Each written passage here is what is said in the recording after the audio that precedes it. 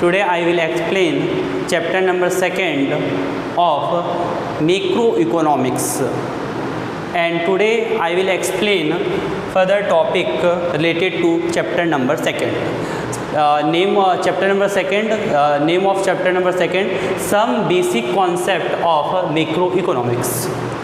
So topic, all good are producer goods, but all producer goods are not capital goods. That is, एक manufacture business में goods के manufacturing के purpose से बहुत सारे goods क्या करता है, यूज़ करता है। डेट इज़ वो बहुत सारे इंटरमीडिएट गुड्स क्या करता है, यूज़ करता है, ठीक है। और कई टाइप्स के क्या करते हैं, फाइनल गुड्स भी यूज़ करता है। तो यहाँ पर ये एक्सप्लेन मिलेगा, आपको एक्सप्लेनेशन मिलेगा कि जितने भी गुड्स होते हैं जो क्या करता है, प्रोड्यूसर यूज़ करता है, वो प्रोड्यूसर गुड्स होते हैं। लेकिन जो प्रोड्यूसर गुड यूज़ करता है वो सभी के सभी ऑल के ऑल कैपिटल गुड हो, ये ज़रूरी नहीं है, ठीक है। देन रीड करते हैं। Producer good means, firstly what is producer good? Producer goods means production of other goods. Example, raw material and fixed asset. Producer goods मतलब वो गुड्स होते हैं जो हम क्या करते हैं, मैन्युफैक्चरिंग पर्पस से या अदर गुड्स प्रोडक्शन के पर्पस से क्या करते हैं, यूज़ करते हैं। जैसे एग्जाम्पल के लिए raw material and fix asset, ठीक है। रॉ मटेरियल एग्जाम्पल के वुड ले सकते हैं। रॉ मटेरियल जो एक मैन्युफैक्चर क्या करता है, वुड्स को यूज़ करता है और यूज़ करके क्या करता है, फर्नीचर बिल्ड करता है, मेक करता है। देन फिक्स एसेट भी, that is fix asset means जो प्रोड्यूसर है वो कई टाइप्स के क्या करते हैं, मशीन प्लांट वगैरह अपने बिजनेस में यूज़ करता है। मेन पर्पस उसका यूज़ करने का होता है कि उसके यूज़ से वो क्या करता है, प्रोडक्शन करता है, तो उसको फिक्स एसेट कहते हैं, या उसको अपन कैपिटल गुड्स भी क्या करते हैं, कॉल करते हैं। First, raw material single use non durable goods. जो रॉ मटेरियल होता है, जो आप कोई भी मैन्युफैक्चरिंग इंडस्ट्री देख सकते हैं, सब मैन्युफैक्चरिंग इंडस्ट्री में कोई ना कोई कुछ ना कुछ क्या होता है, रॉ मटेरियल्स क्या होते हैं देखने के लिए हमको मिलते हैं, ठीक है। वो सिंगल यूज़ होते हैं, ठीक है। वो क्या होते हैं, नॉन ड्यूरेबल होते हैं। उसको हम क्या कर सकते हैं, बार बार क्या नहीं कर सकते, फ्रिक्वेंटली क्या नहीं कर सकते, या मैनी टाइम क्या नहीं कर सकते, यूज़ नहीं कर सकते। एग्जाम्पल के लिए यहाँ पर लेते हैं, जैसे मिस्टर एक्स क्या किया, एक वुड्स परचेज़ किया, वुड परचेज़ किया, और उस वुड्स से क्या प्रिपेयर किया, उसने क्या प्रिपेयर किया, फर्नीचर क्या कर लिया, प्रिपेयर कर लिया। अब यहाँ पर देखिए, ये जो वुड्स है ये कौन सा है, ये आपका क्या होता है, रॉ मटेरियल। ये क्या होता है आपका यहाँ पर, ये आपका क्या है, रॉ मटेरियल है। और ये जो फर्नीचर प्रिपेयर हुआ इससे, ठीक है, ये आपका क्या कॉल करेगा, FG, that is a finished goods क्या किया जाएगा, कॉल किया जाएगा। तो यहाँ पर देखिए, ये वुड को बस एक सिंगल पर्पस के लिए क्या किया जा सकता है, एक सिंगल पर्पस के लिए क्या किया जा सकता है, यूज़ किया जा सकता है, ओनली सिंगल पर्पस। इसको क्या किया जा सकता है, फ्रिक्वेंटली यूज़ नहीं किया जा सकता। एक बार आपने इस वुड से क्या किया, फर्नीचर क्या किया, प्रिपेयर कर लिया, उसके बाद वो वुड्स को आप दोबारा क्या कर सकते हो, यूज़ नहीं कर सकते हो।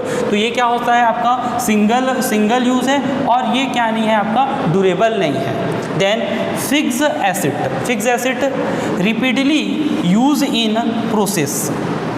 ड्यूरेबल गुड्स, जो फिक्स एसेट होता है वो क्या होता है आपका, ड्यूरेबल गुड्स होता है। उस गुड्स को आप क्या कर सकते हो, अपने बिजनेस में या अपने फैक्ट्रीज़ में या जिस टाइप की भी इंडस्ट्री आप रन करते हैं उसमें आप क्या कर सकते हो, मेनी टाइम या रिपीटली क्या कर सकते हो, यूज़ कर सकते हो। जैसे एग्जांपल के लिए हम लेते हैं, मिस्टर पी ने एक क्या परचेज़ किया, प्लांट क्या किया, परचेज़ किया, और उस प्लांट को यूज़ करके वो क्या कर रहा है, गुड्स क्या कर रहा है, प्रिपेयर कर रहा है। तो यहाँ पर आप ऑब्जर्व करिए कि ये जो प्लांट है ये ड्यूरेबल है, डेट इज़ इसको मैनी ईयर तक क्या किया जा सकता है, यूज़ किया जा सकता है प्रोडक्शन के पर्पस से, ठीक है।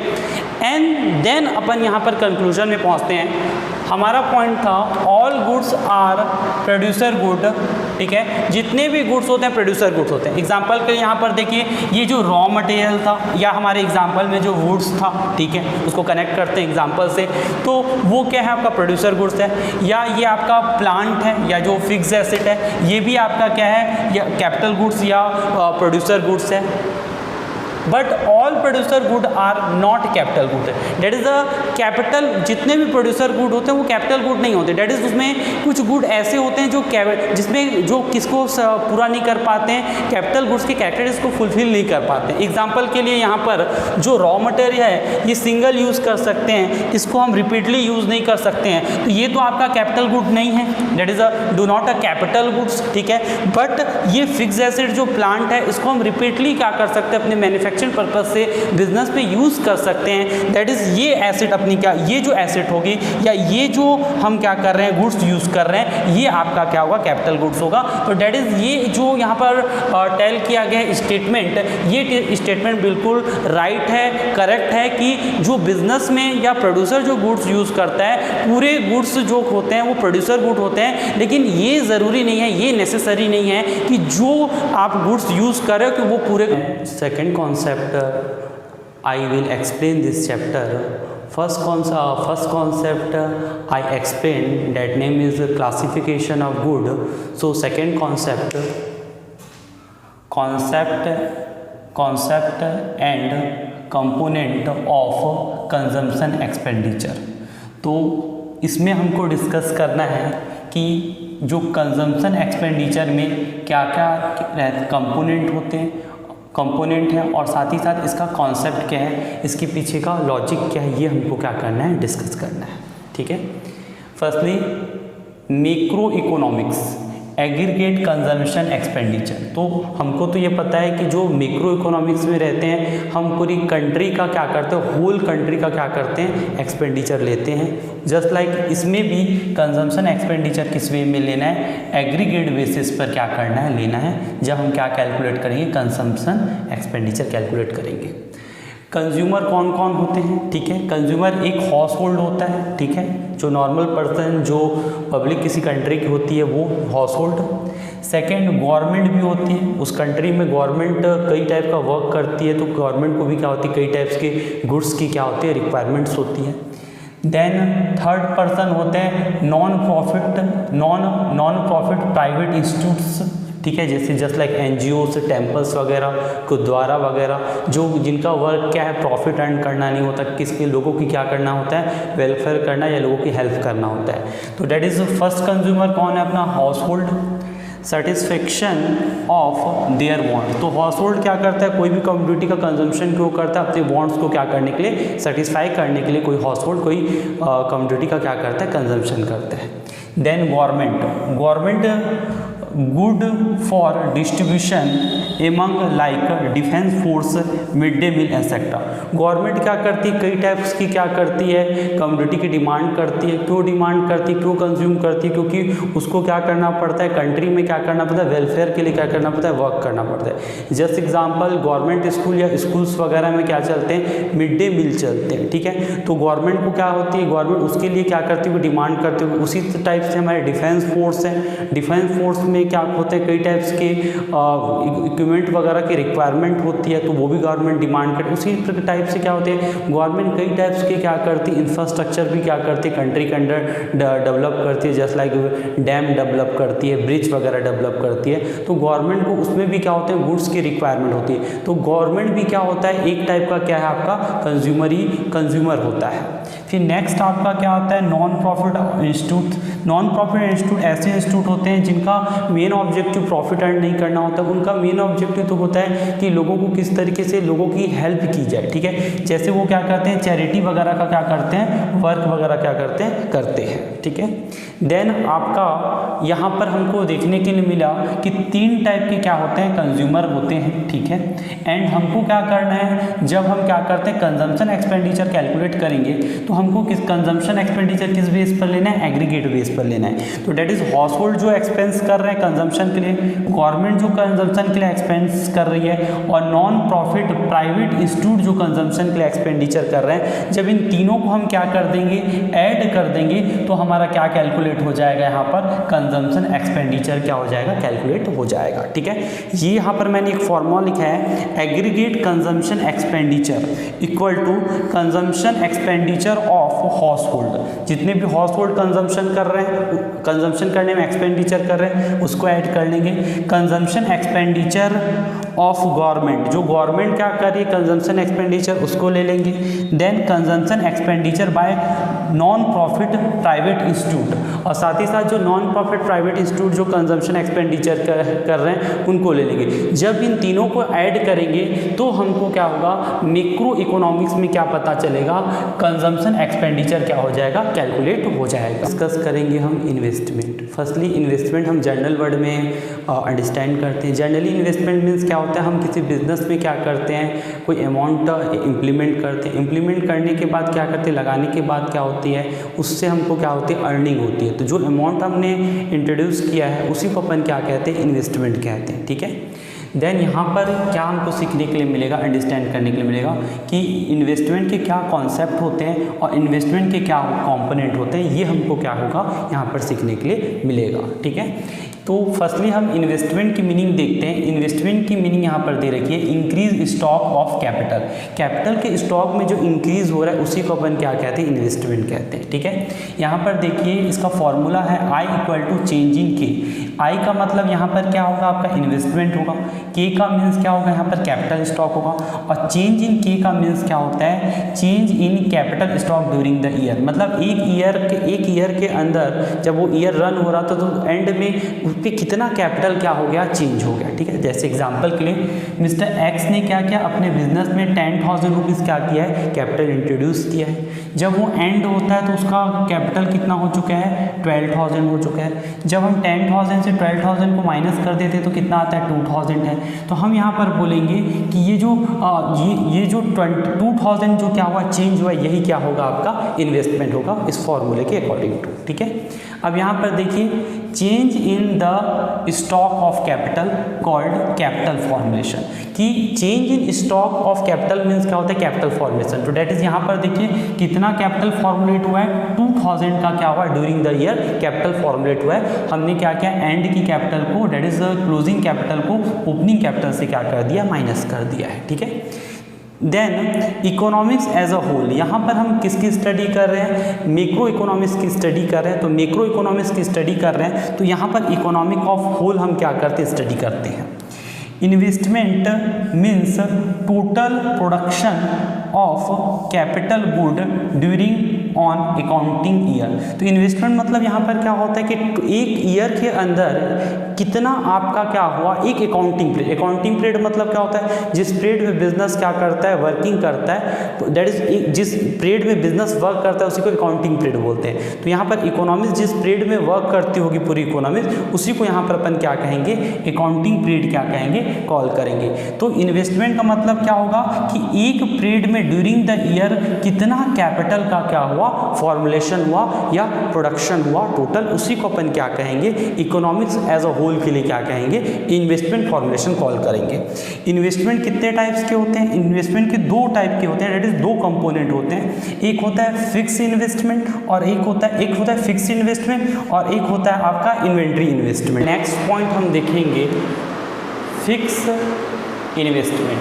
हमने देखा था इन्वेस्टमेंट दो टाइप्स के होते हैं, एक फिक्स इन्वेस्टमेंट होता है, एक इन्वेंट्री इन्वेस्टमेंट होता है। ठीक है। Fix investment means increase the stock of fix asset. जैसे फिक्स एसेट क्या क्या होते हैं, प्लांट होते हैं, मशीन्स होते हैं। ठीक है। इसी टाइप के जो भी प्लांट हो गए, मशीन हो गए, इक्विपमेंट्स वगैरह हो गए, ये सब क्या होते हैं, आपके फर्नीचर्स वगैरह फिक्स एसेट होते हैं। ठीक है। फिक्स एसेट मतलब कोई एसेट हमको आने वाले डेट इज कई सक्सेसिव ईयर तक क्या करती है, बेनिफिट देती है, उसी को अपन क्या कॉल करते हैं, फिक्स एसेट कहते हैं। ठीक है। During the year that is accounting year, that is a fix investment मतलब क्या होगा कि आपका जो फिक्स एसेट का जो क्या है, स्टॉक है आपके ड्यूरिंग द ईयर, जो भी पीरियड आपका चल रहा था उसमें वो क्या हो गया, इंक्रीज हो गया, तो उसको अपन क्या कॉल करेंगे कि हमारा फिक्स एसेट क्या हो गया, फॉर्मुलेट हो गया। जैसे एग्जांपल के लिए मैंने लिया है कि 1 अप्रैल 2020 में आपके पास 8 मशीन था और 31 मार्च 2021 को आपके पास 10 मशीन हो गया। तो stock of fix asset increase equal to कितना हो गया, 10 - 8, दैट इज एंड में जो था उसको हमने क्या बिगिनिंग से माइनस कर दिया, तो 2 मशीन। तो इसको हम क्या बोलेंगे, 2 मशीन जो हमको कैलकुलेट हुआ उसको बोलेंगे stock of fix asset increase क्या किया जाएगा, कॉल किया जाएगा। Fix investment, called fix capital formulation. Fixed investment को क्या कॉल किया जाता है कि आपका जो फिक्स एसेट का जो क्या हो रहा है, फिक्स कैपिटल का क्या हो रहा है, जो फॉर्मुलेशन होता है उससे इसकी क्या की जाती है, मीनिंग ली जाती है। जैसे यहाँ पर देखिए बिगिनिंग में 8 मशीन था, अब 10 मशीन हो गया, तो 2 मशीन का यहाँ पर क्या हो गया, फिक्स एसेट क्या हो गया, इंक्रीज हो गया। तो इसको हम बोलेंगे इतने की कैपिटल की क्या होगी, यहाँ पर फिक्स इन्वेस्टमेंट में क्या हो गया, फॉर्मुलेशन हो गया। देन इसके बाद सिग्निफिकेंट ऑफ फिक्स्ड इन्वेस्टमेंट, क्यों इंपॉर्टेंट है फिक्स इन्वेस्टमेंट, ठीक है। पहला फर्स्ट पॉइंट है इसमें, raise production capacity of the producer. यदि फिक्स इन्वेस्टमेंट इंक्रीज होते चले जाएगा, पहले से जैसे इनके पास पहले 8 मशीन थी, अब इनके पास 10 मशीन आ चुकी है, तो ऐसे कंडीशन में पहले से ज़्यादा क्या कर पाएंगे, प्रोडक्शन कर पाएंगे। Second point, higher level of output in the economics. अगर इसी तरीके से फिक्स इन्वेस्टमेंट इकोनॉमिक्स में चलता रहा, क्योंकि हम तो मैक्रो बेस पर क्या कर रहे हैं, स्टडी कर रहे हैं, तो ऐसे कंडीशन में हमारी इकोनॉमिक्स में क्या हो जाएगा, हायर लेवल का क्या होगा, आउटपुट का क्या होगा, प्रोडक्शन होगा, हम ज़्यादा प्रोडक्शन क्या कर पाएंगे। Higher level of output, high rate economic growth, that is GDP। अगर हम इसी तरीके से प्रोडक्शन हायर लेवल का करते रहेंगे तो ऐसे कंडीशन में क्या हो जाएगा, हमारा प्रोडक्शन और इंक्रीज हो जाएगा। इंक्रीज होने से क्या हो जाएगा, हमारी इकोनॉमिक्स क्या होगी, ग्रोथ होगी, दैट इज हमारा gross domestic production, that is overall India या ओवरऑल कंट्री का क्या होगा, प्रोडक्शन क्या हो जाएगा, इंक्रीज हो जाएगा। अपन देखेंगे इन्वेंट्री इन्वेस्टमेंट, ठीक है। इन्वेंट्री इन्वेस्टमेंट एक्चुअली होता क्या है, पहले देखते हैं, रीड करते हैं। At point of time producer hold stock. एक पॉइंट ऑफ टाइम में सभी प्रोड्यूसर, ऑल प्रोड्यूसर कुछ स्टॉक क्या करके रखते हैं, होल्ड करके रखते हैं। जनरली 3 टाइप्स के स्टॉक वो होल्ड करके रखते हैं। पहला फिनिश स्टॉक, जो अभी तक अनसोल्ड है, मतलब गुड्स को उन्होंने प्रिपेयर कर लिया, अपने गोडाउन में रखा हुआ है, दैट इज़ वो unsold goods. Semi finished stock, that is WIP, work in progress. ऐसे स्टॉक जिसमें अभी प्रोसेस चल रहा है, अभी वो फिनिश गुड्स क्या हो गए, प्रिपेयर्ड नहीं हुए हैं। Raw materials, raw material means जो प्रोडक्ट अपन बनाते हैं उसके लिए कुछ ना कुछ रॉ मटेरियल की रिक्वायरमेंट होती है। जैसे इलेक्ट्रिसिटी बनाने के लिए क्या रिक्वायरमेंट होती है, कोल की रिक्वायरमेंट होती है, तो उसको हम क्या बोल सकते हैं, इलेक्ट्रिसिटी के लिए रॉ मटेरियल्स होते हैं। तो सभी फिनिश गुड्स को बनाने के लिए क्या होते हैं, कुछ ना कुछ रॉ मटेरियल की रिक्वायरमेंट होती है। कॉल्ड इन्वेंट्री, इन्हीं तीनों स्टॉक जो आपके पास रहता है उसी को अपन क्या कॉल करते हैं, इन्वेंट्री स्टॉक क्या करते हैं, कॉल करते हैं। Next point, change in the inventory stock during the year is called inventory investment. आपके एक ईयर में जो आपके इन्वेंट्री स्टॉक में चेंज होता है, कौन से इन्वेंट्री स्टॉक में, ये तीनों को ग्रॉस करके जो इन्वेंट्री स्टॉक में क्या हो रहा है, चेंज हो रहा है, ठीक है। या तो आप बोल सकते हैं फिनिश स्टॉक का अलग, semi finish stock, raw material, इनमें जो भी क्या हो रहा है आपका चेंज हो रहा है, ठीक है। उसको अपन कौन सा इन्वेस्टमेंट कहते हैं, इन्वेंट्री इन्वेस्टमेंट कहते हैं। देखिए यहाँ पर formula, inventory investment equal to inventory stock at the end of the accounting year. End में कितना इन्वेंट्री स्टॉक था, inventory at the beginning of accounting year, beginning में कितना इन्वेंट्री था। जैसे ले सकते हैं कि बिगिनिंग में हमारे पास 200 इन्वेंट्री था, एंड में हमारे पास कितना था, 300 इन्वेंट्री था। तो एंड को पहले क्या करना है, पहले रखना है, तो इसलिए हमने 300 रखा, और 300 में हमने क्या किया, बिगिनिंग का क्या कर दिया, माइनस कर दिया। तो 100 हमारा क्या आ जाएगा यहाँ पर, इस फॉर्मूले के अकॉर्डिंग टू क्या आ जाएगा, इन्वेंट्री स्टॉक क्या हो जाएगा, कैलकुलेट हो जाएगा, ठीक है। Next, significance of inventory investment, क्यों इन्वेंट्री इन्वेस्टमेंट इम्पॉर्टेंट होता है, ठीक है। First, stock of raw material को एक प्रोड्यूसर अपने पास होल्ड करके रखता है। First, uninterrupted supply of input, ठीक है। Enough stock can avoid day to day purchase, that is uncertainty of the market are avoided.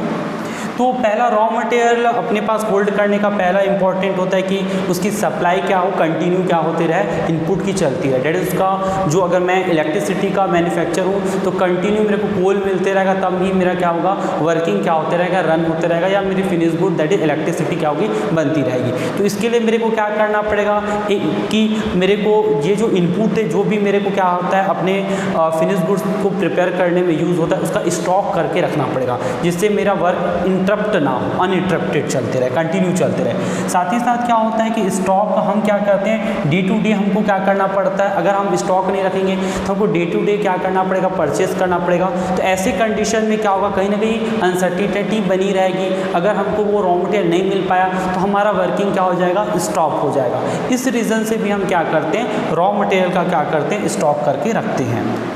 B point, stock of FG enable the producer to meet future demand for their product. अगर fix stock का inventory producer अपने warehouse में prepare करके पहले से नहीं रखेगा, ऐसे कंडीशन में क्या होगा, वो फ्यूचर में क्या कर पाएगा, सप्लाई नहीं कर पाएगा। जब वो फिक्स स्टॉक का इन्वेंट्री अपने वेयर हाउस में रखता है तभी वो कंटिन्यूस बेस पर क्या होता है, सप्लाई क्या होती रहती है, मार्केट में गुड्स की चलती रहती है। ठीक है, नेक्स्ट पॉइंट आता है आपका desire inventory, planned inventory stock, maintained future demand. तो डिज़ायर इन्वेंट्री होता है वो इन्वेंट्री जिसके हमने प्लान किया। जैसे एग्जांपल के लिए हमने प्लान किया कि हर एवरीडे हमको क्या करना पड़ेगा, 10 यूनिट गुड्स क्या करेंगे, मार्केट में सप्लाई करेंगे। तो 10 यूनिट जो मार्केट में हम सप्लाई करते जा रहे हैं उसको हम क्या कहेंगे, डिज़ायर इन्वेंट्री कहेंगे, क्योंकि हम अपने फ्यूचर के डिमांड को मेंटेन करने के लिए क्या करें, इन्वेंट्री प्लान करके रखे हुए हैं। ठीक है, undesirable inventory, unplanned inventory stock, demand of the product turn to be lower than expected loss. ठीक है, कई बार क्या होता है जब हम इन्वेंट्री को क्या करते हैं, प्लान करते हैं, तो ऐसे कंडीशन में क्या होता है, जो प्लानिंग होता है, जो एस्टिमेशन रहता है, जो एक्सपेक्टेशन रहता है वो रॉन्ग हो जाता है। जैसे एग्जांपल के लिए किसी पर्सन ने लॉकडाउन से पहले कुछ इन्वेंट्री स्टॉक क्या किया था, प्रिपेयर करके रखा था, लेकिन सडनली क्या होगा, लॉकडाउन लग गया तो उसके गुड्स क्या हो गए, सेल नहीं हो पाए, तो उसको अपन क्या कहेंगे, अनडिज़ायरेबल इन्वेंट्री स्टॉक कहेंगे कि, और वो उसके लिए क्या हो गया आएगा, लॉस।